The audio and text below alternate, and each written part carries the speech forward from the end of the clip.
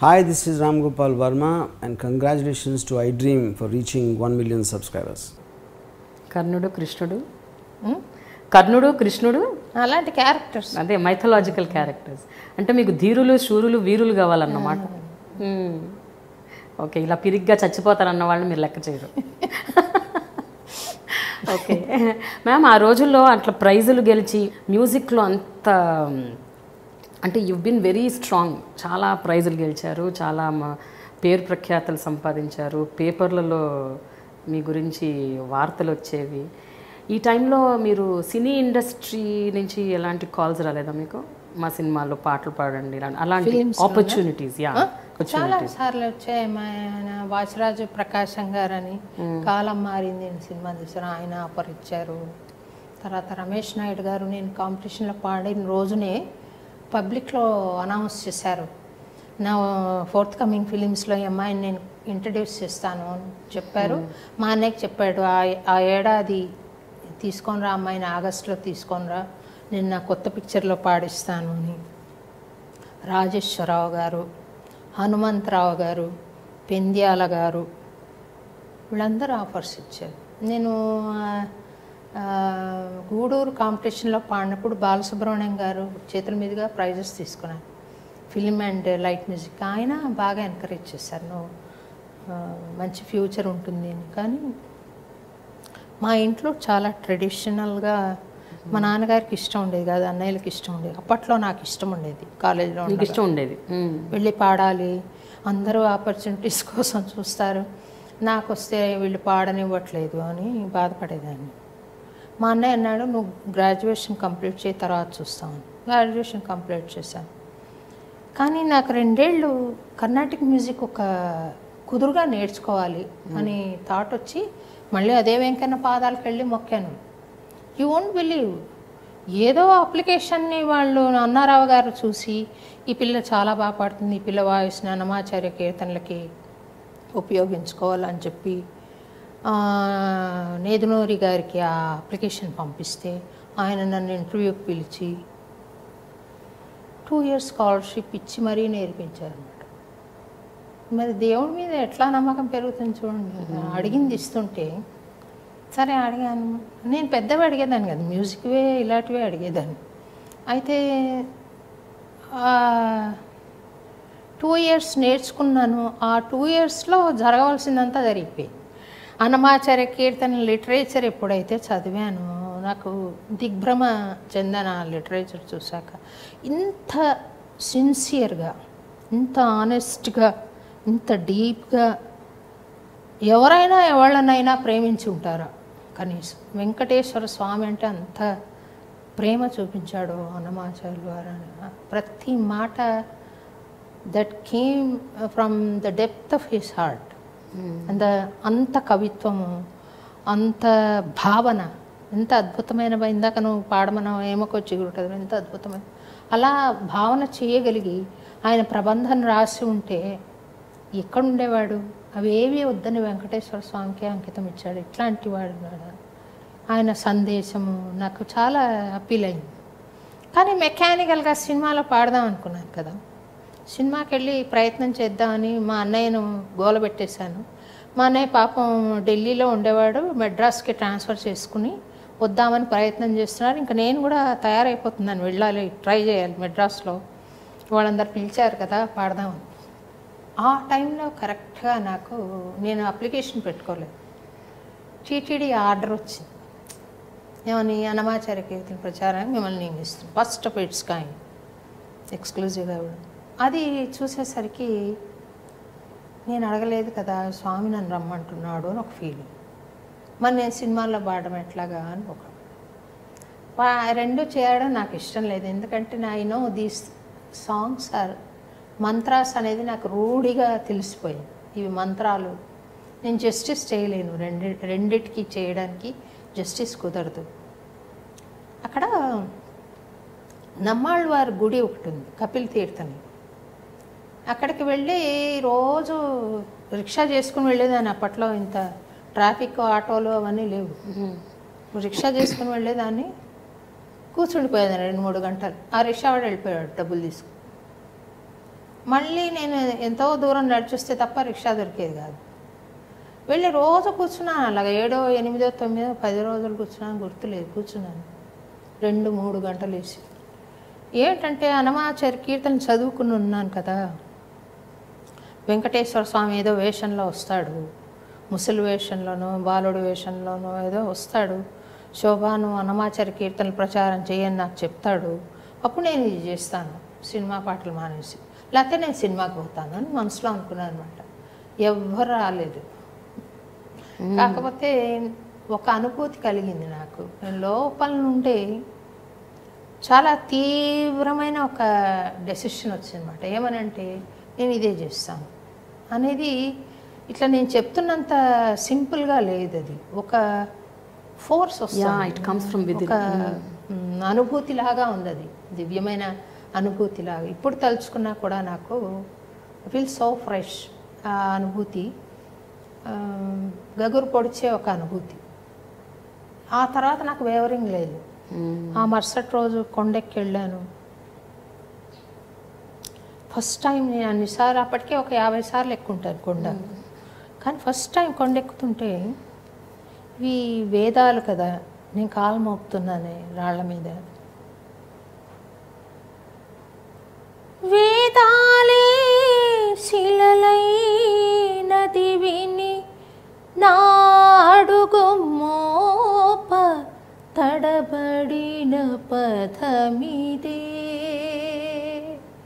నేను అడుగు మోపుతున్నానే అని తడబాటు వచ్చింది అని పాడుకున్నాను. ఇలా పాడుతూ పాడుతూ కొండకి స్వామి ముందు నిలబడతాను కదా, నాకు దుఃఖం వచ్చేసింది. Out of gratitude. నీకెంతమంది ఉన్నారా? ఎంఎస్ సుబ్బలక్ష్మి గారు, బాలమురళీ కృష్ణ గారు, నేదునూరి కృష్ణమూర్తి గారు, శ్రీరంగం గోపాలరత్న గారు, లతా మంగేష్కర్, అందరూ ఉన్నారు. నన్ను ఎన్నుకున్నావేంటి నువ్వు, నన్ను చిన్న పెట్టాను అని out of gratitude I burst up. ఆ ఎమోషనల్ సిచ్యువేషన్లో స్వామికి మాట ఇచ్చాను ఆయనకి, అని as long as I'm alive, నీకు నువ్వు నాకు అప్పు చెప్పావు కదా, ఈ సేవ చేస్తాను.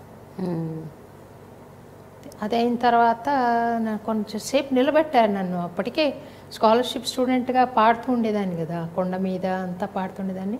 అందరూ గుర్తుపెట్టి నేను దర్శనానికి వెళ్తే కాసేపు నిలబెట్టేవాళ్ళను.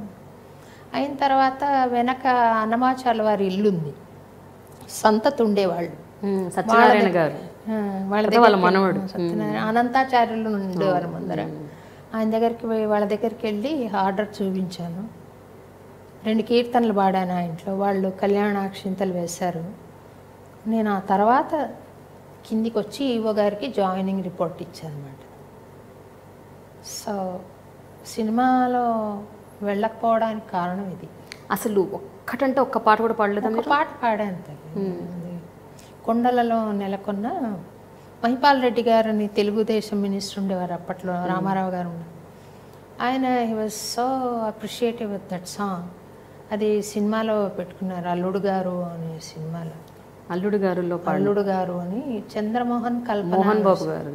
మోహన్ బాబుది అల్లుడు కోసం లేదు, మోహన్ బాబు గారిది అల్లుడు గారు ఉందండి. అల్లుడు కోసం అని ఒక సినిమా. అయితే ఇది అల్లుడు కోసమేమో మీరు పాడింది. నేను ఎవరికి పాడుతున్నానో కూడా తెలియకుండా పాడాను. అప్పుడు ఆయన ఒకసారి బుక్ చేస్తే నువ్వు తప్పకుండా పాడాలి, బాలు గారితో ఒక డ్యూయట్ పెట్టారు ఆయన. హిందీలో ఒక పాటను చూడు, తుమ్హీ మేరీ మంజిల్ తుమ్హీ మేరీ పూజా, ఆ ట్యూన్లో ఒక డ్యూయట్ చేశారు, నువ్వు పాడాలని. నేను అది పాడను సార్, ఆ కొండల్లో నెలకొని ఒకటే పాడతాను. అదే నీకేంటమ్మా చాదొస్తామా అని అడిగిన. అలాగే అనుకోండి అని చెప్పి ఒక్కటే పాడాను. ఆ ఒకటి కూడా ముందర ఆయన థియేటర్ బుక్ చేస్తే ఆ డేట్ మర్చిపోయాను. ఇవాళ వెళ్ళాలని ప్రీవియస్ డే చెప్తే నాకు అసలు గుర్తులేదండి, నేను ఒక 15 రోజులు ఉంటే ఇంటమ్మా టికెట్స్ కూడా బుక్ మళ్ళీ పాపం బుక్ చేశాడు. మళ్ళీ ఒక 20 days తర్వాత ఏమో అడిగాను, మళ్ళీ బుక్ చేశారు.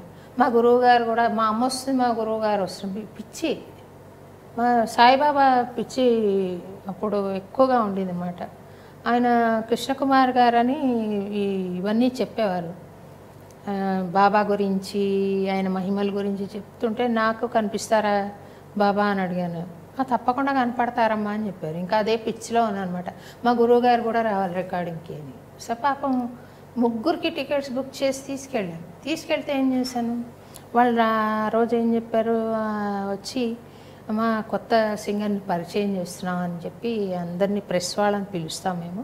అది ముహూర్తం అనమాట ఆ రోజు, సాంగ్ రికార్డింగ్ ఆ రోజు. అందరు వచ్చేస్తారు, 8 గంటలకల్లా నువ్వు స్టూడియోకి వచ్చాయంటే నేను టెంపుల్కి వెళ్ళొస్తాను, షిరిడి బాబా టెంపుల్కి వెళ్ళొస్తాను. అప్పట్లో నా మైండ్ సిచ్యువేషన్. వెళ్ళొస్తానంటే వాళ్ళు ఏమనుకున్నారు పాపం, సరే వెళ్ళిరా అన్నారు. కారు తీసుకుని వెళ్ళిపోయి, నువ్వు నా అమ్మవు ప్రేమ, వెళ్ళి అక్కడ అదేమంటారు ధుని ఉంటుంది చూడు, ధుని ఉండే హాలు, అక్కడ కూర్చుంటే మెడిటేషన్ చేస్తున్నా, కూర్చుండిపోయాను. నేను మా అమ్మేమో అది మెడిటేషన్ చేసుకుంటుందని ఆవిడ కూర్చుండిపోయారు. నేను సైలెంట్గా టైం అయిపోతుంది. డ్రైవర్ వచ్చి టైం అయింది కదమ్మా పోదామని వాడు నాకు గుర్తు చేస్తే తప్ప, లేకపోతే అలా కూర్చున్నాను అనమాట. మళ్ళీ లేచి సరే వెళ్ళేసరికి ఇంత హీప్ పడి ఉంది, కొబ్బరికాయలు అందరు కొట్టి వెళ్ళిపోయారు, ఎవ్వరు లేరు అక్కడ. అంతా అయిపోయింది అనమాట. ఈయన సత్యం గారు మ్యూజిక్, ఆయనకు వైఎన్ శర్మ అని, ఇప్పుడు మణి శర్మ గారు నా ఫాదర్ ఉన్నారు, ఆయన అసిస్టెంట్, ఆయన ఉన్నారు. ఆయన కోపంగా ప్రొడ్యూసర్ ఇట్లా చూస్తున్నమాట. నేను సరే లోపలికి వెళ్ళాను. వెళితే వైఎన్ శర్మ గారే పాపం రా అని పిలిచారు.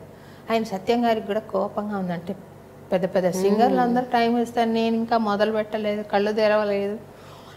కానీ గర్వంతో కాదు నేను చేసింది, అదేంటి నా మెంటల్ స్టేటస్ అట్లా. వెళ్ళి ఇంకా పాడుతుంటే ఆయన సత్యం గారు లోపలికి వచ్చి, నేను బాలసుబ్రహ్మణ్యం గారు ఇలా చేస్తే కొట్టాను, లతా మంగేష్కర్ని, రఫీని కొట్టాను, ఇలా అంటే నువ్వు ఇలా లేటుగా వచ్చి ఇట్లా జాగ్రత్త అన్నట్టుగా ఏదో చెప్తున్నాను అనమాట. నాకు అసలు పాడడానికి మూడు రావట్లా. ఆయన అట్లా బయటకు వెళ్ళగానే వైఎన్ శర్మ గారితో నేను వెళ్ళిపోతాను మాస్టర్ అన్నాను. ఆయన వైఎన్ శర్మ గారు ఏం కాదు తల్లి, నువ్వు బాగా పాడతావు, ఏం కాదు, ఆయన తత్వం అంతే, నువ్వు దాన్ని పట్టించుకోక నువ్వు పాడని ఆయన ఎంకరేజ్ చేశారు.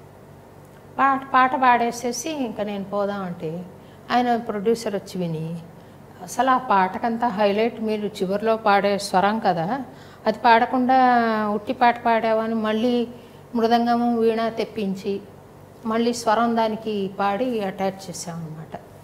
ఆ పాట ఉంది ఇప్పటికీ యూట్యూబ్లోనూ అందులో ఉంది పాట. Hi, this is Ram Gopal Verma and congratulations to iDream for reaching 1 million subscribers. Hi, this is Ritu Verma. Nenu Milasyani. Hello everybody, this is me Noel. 1 million subscribers reach అయిన శుభతరుణంలో నా శుభాకాంక్షలు తెలియజేస్తున్నాను.